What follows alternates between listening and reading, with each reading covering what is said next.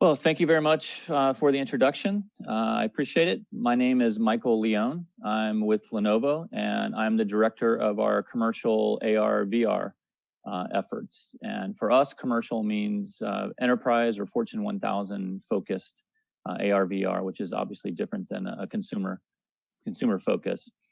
One of the things I want to point out up front is ThinkReality is the brand that you'll hear from us that covers everything commercial AR VR related. ThinkReality was launched at AWE a year ago, and today we're going to be covering kind of the progress that we've made, some of the new activity we've been working on,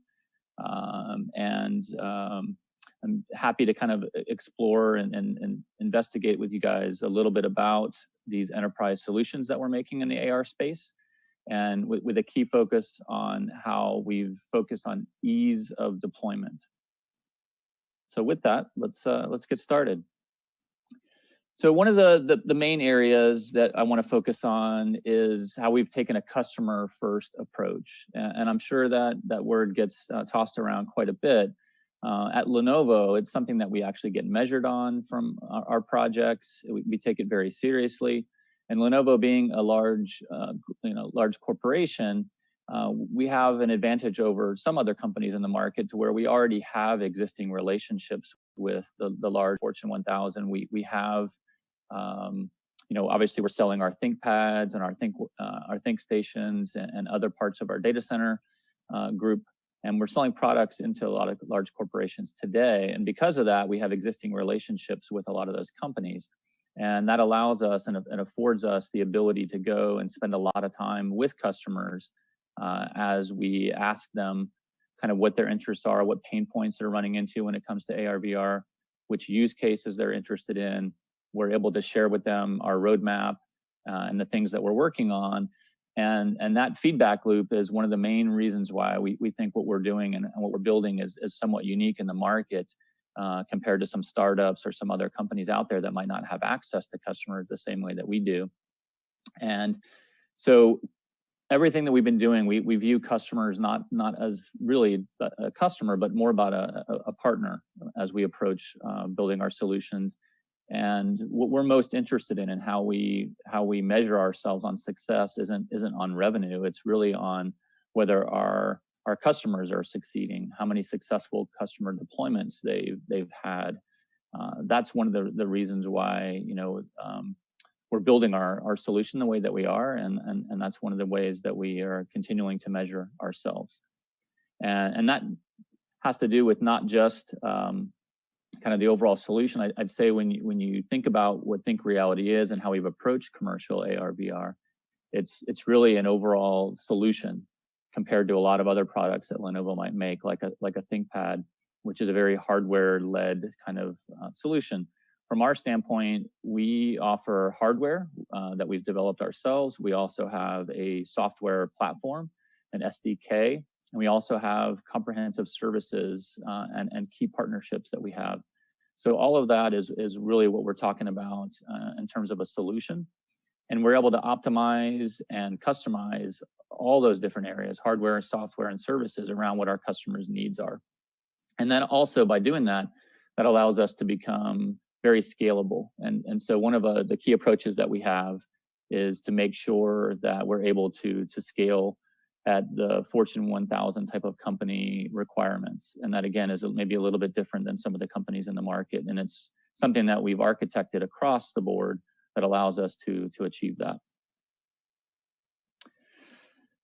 So unfortunately, I'd like to acknowledge kind of the situation that we're in right now. So we're building this solution, we've got all this momentum, and then obviously in the beginning of this year, the whole world was kind of impacted with the healthcare crisis that we're in at the moment.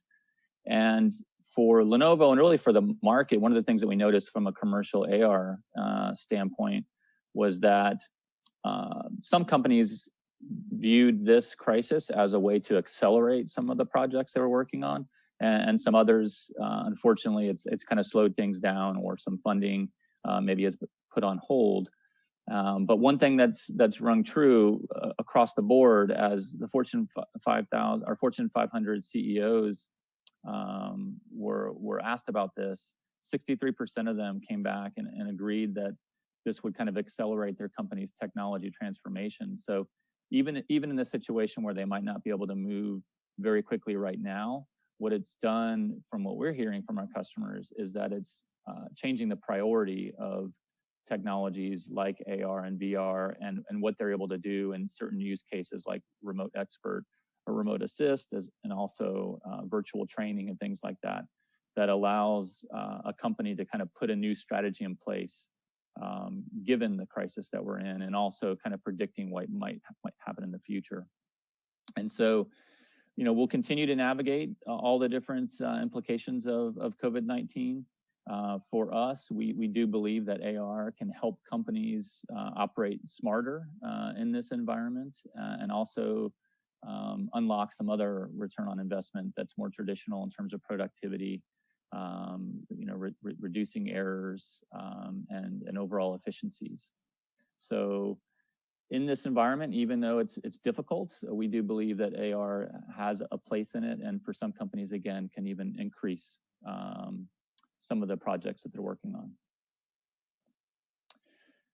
In terms of those projects, what do we see our customers doing today? And over the last year, since we were together last time at AWE, we're really seeing 4 key areas for us across our customer base come into play.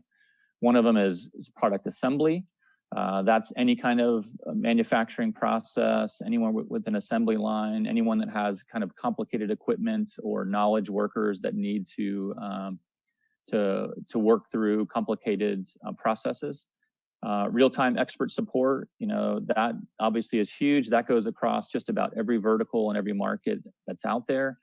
Really, being able to reach an expert, especially in this day and age right now with the healthcare situation.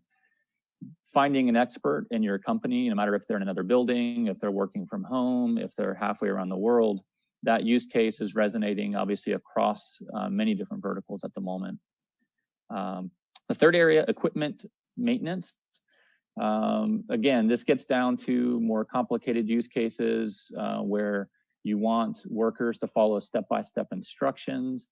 Also, perhaps even have some compliance checks built into that, where you're taking pictures or video as an employee is performing certain tasks. That way, everyone understands and has evidence that the steps were actually followed. And then finally, from a quality assurance and training perspective, this is an area, again, pretty much across all different verticals, all different markets from what we see in terms of our Fortune 1000 type of customers. This goes across AR and VR even in terms of training aspects and figuring out how companies can take advantage of training employees, especially if they are remote or if they're working from home in some cases.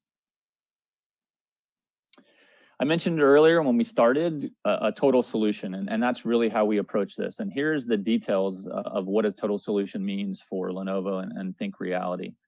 On the top left, you'll notice the key area of our solution is really our development platform.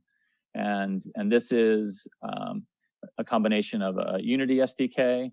We've got sample applications. We've got different capabilities built into the SDK that are continually rolling out on quarterly releases.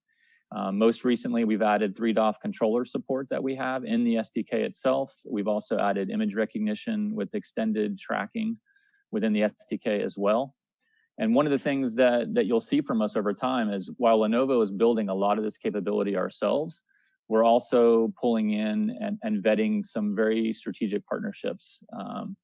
Some of the partners we're working with in the development platform area are Sensory, Clayair, and Wikitude.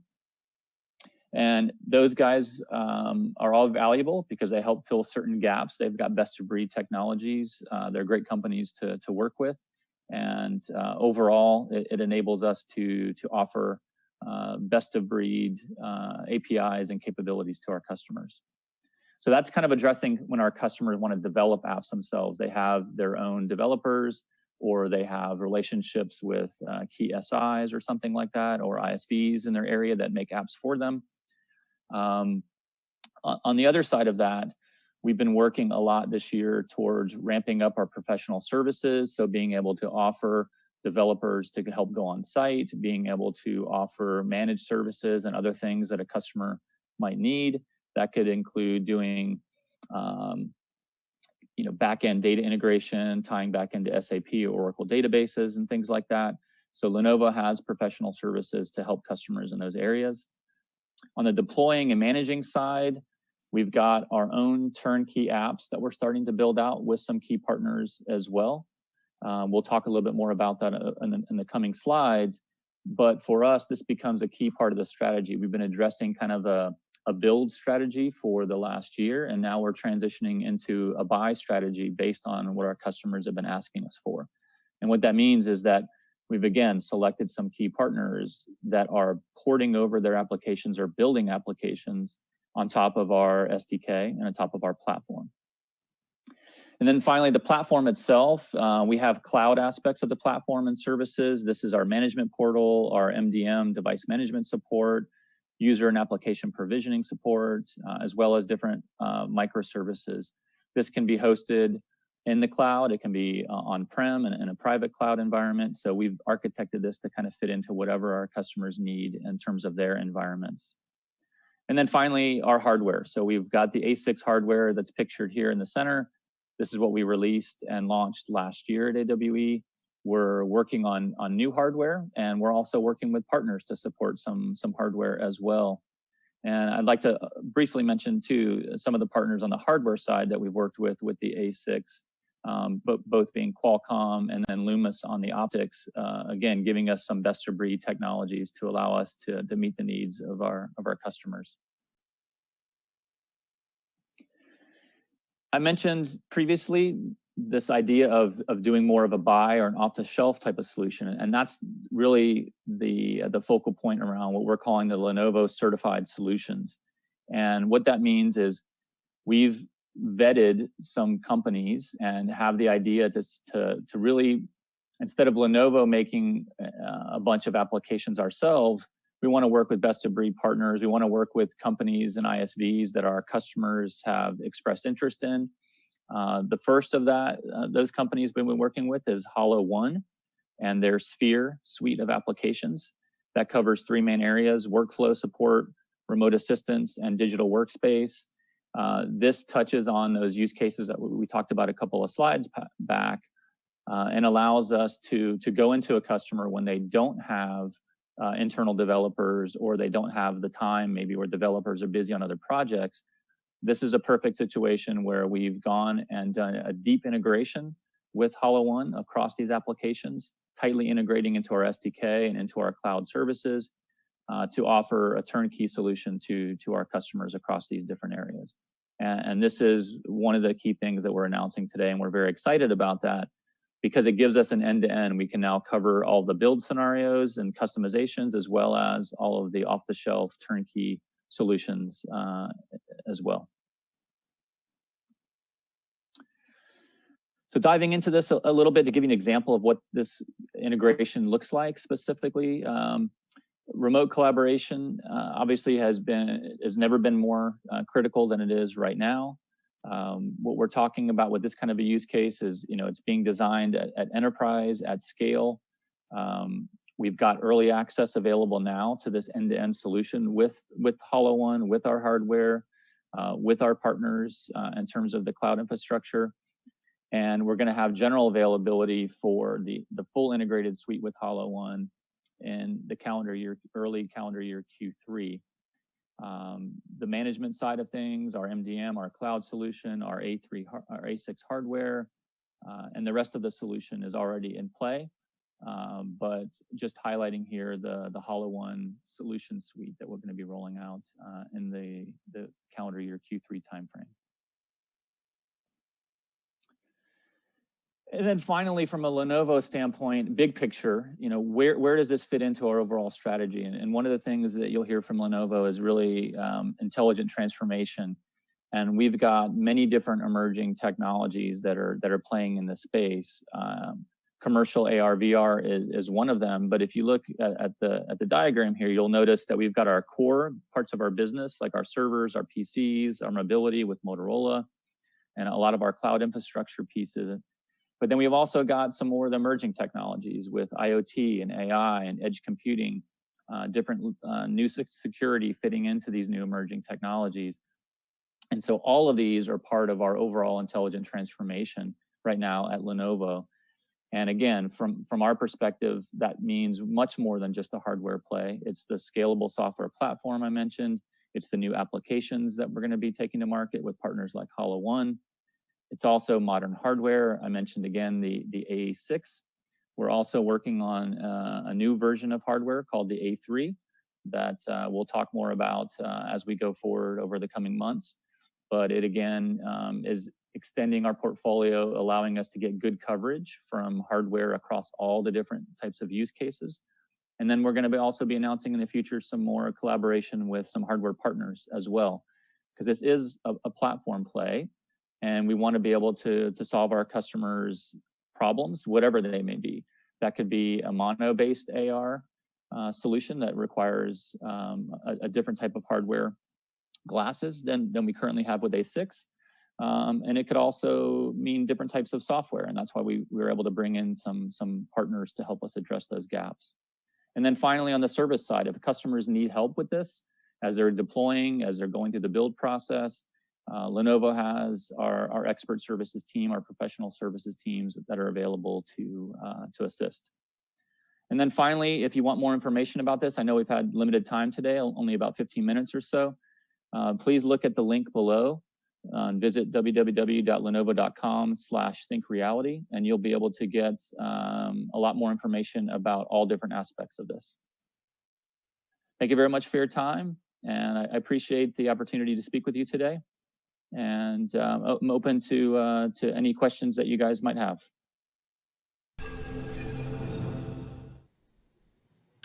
Hi, Michael. This is Rich Ryan from 615. I'm the track chair. Really enjoyed watching your presentation. One of the things that we've talked about in our space is, while we're a startup, we've found partners that have strong channel relationships and customer base, not only to have access to the market, but to really learn what the needs are. And one of the questions that came up is, are you working with AR/VR startups to allow them to benefit from your ability to scale and allow your customers access to maybe their specific technology capabilities? Yes, we are. I mean, it's I guess I would qualify it in kind of a limited capacity. So we're not taking the approach to just kind of create an SDK and a platform and open it up to anybody. Because we're focusing on our global accounts first, which are basically Fortune 1000 customers. One of the things that we're doing is working with a couple of selected ISV partners from a software side of things in each regions that we're kind of strong in, and we want to kind of a best of breed partner in some of those different areas that can be pre-integrated tightly within our platform. And the benefit to the customer in that standpoint is that we would be the front end, essentially. We would take more of the responsibility of kind of having those partners vetted, making sure they perform well, making sure that they work well within the platform, and that our resources would be the kind of tier one or front end support for that activity. Making the enterprises a little bit more comfortable than having to deal with some of the startups maybe that they've engaged with in the past and then have the startups kind of disappear. So that's one of the key advantages of working with some of these best of breed partners, is to remove that risk, if you will, from a customer engagement. Yeah, and I think that's what we've seen, and what many of us seen is taking that risk and trying to when you talk about scale, it's not just about deploying hardware. It's about reliability and knowing that you're going to have a partner that's going to support you. And we always joke around inside that we need some adults in the room. So it's interesting to see Lenovo kind of to take that lead and understand that someone's going to support them and continue to meet their needs. So it's fun to watch, and it's interesting to see the transition of AWE over the years to companies like you who have made a clear dedicated effort to support industry on a broad scale. So And I apologize, we're running a little bit short. There were some other questions just kind of around, remote expert and what's the difference between kind of training versus QA. Maybe you can touch on that, briefly, and then we can wrap up, and I'll encourage people to reach out and continue to ask questions and get them to you. And the specific question was, why is training not considered part of, real-time expert support? Like it seems like it should be a separate entity, maybe. Yeah, I mean, I think we do view it that way. It depends on kind of the vertical or where we're taking it. I'd say any element of training for us, I think, is similar to where we would view remote expert. So in some regards, a remote expert could be a training aid. In some cases, it's a solution. Same thing, like even from a VR perspective, there's training new employees versus training people as they're stepping up along their technical journeys. Let's say if they're an engineer or something like that from a certification standpoint. So we view training as critical across the board in AR and VR from our perspective, and have built-in training-related services within our platform. And then that's one of the key things that we look at from a vetting a partner perspective is what type of training capabilities do they offer. And so, for example, we mentioned our partnership with Holo One. They do have dedicated training-specific elements of their solution from an ISV standpoint. And that's one of the things that we look for when we engage, and kind of our selection criteria, if you will. Okay. Well, excellent. I'm sorry to cut it a little bit short. We were running a little bit over, but really appreciate your discussion, your talk. It's I think everyone has lots of questions, and I see some of your colleagues sending links to the Lenovo site to be able to maybe reach out to you. So I would expect you to see a whole bunch of them coming up. But thank you so much for your time. It was a great presentation, and really appreciate it.